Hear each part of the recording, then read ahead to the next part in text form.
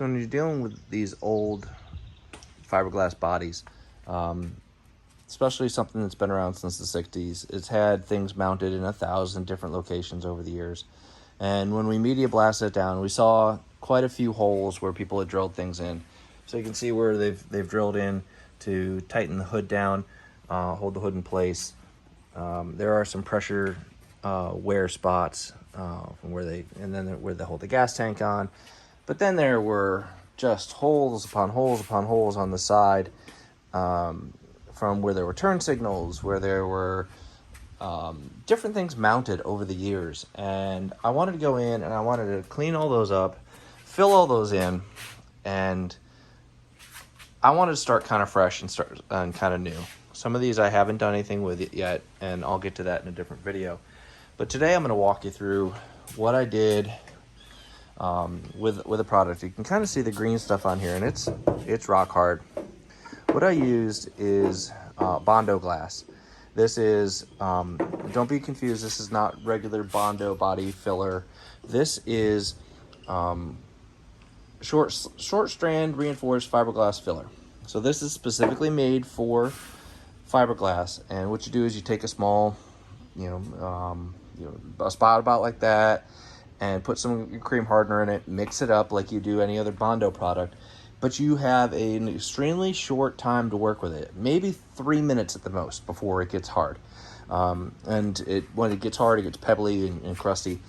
But you take it and you work it in with either a scraper or a Bondo applicator, and you work it into these holes. Now I can go back with a DA sander. I can sand down all this extra big stuff, smooth out the body, do what I need to do, but the big holes are filled. Then on stuff like this, you can see there was a bigger hole. So what I did on the back of that, a little trick I learned, was you take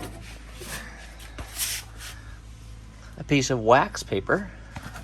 When you apply, you hold your wax paper in place, and then because it's wax paper, when you're done, it peels right off, and you've got your back surface. So that helps you create that backing back in there. Look at that, clear, clean, and it's hard. So when you're applying, you kind of have to do a two-hand thing. Let's see if I can set the camera up here.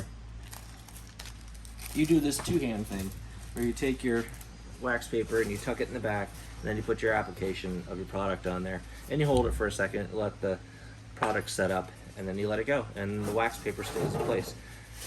I did that in a couple places in the car, and it's gonna make those areas rock hard so I can use them. This product can be sanded down afterwards. I went in and filled in some of the stress crack areas. I've got a couple more spots I need to fill in. I ran out of Bondo Glass from what I had, so I'm gonna go get some more, and I'm gonna walk you guys through the rest of that application video. But this stuff is great. It is, it's really easy to work with. Like I said, it is time sensitive. You have to work really fast with the stuff.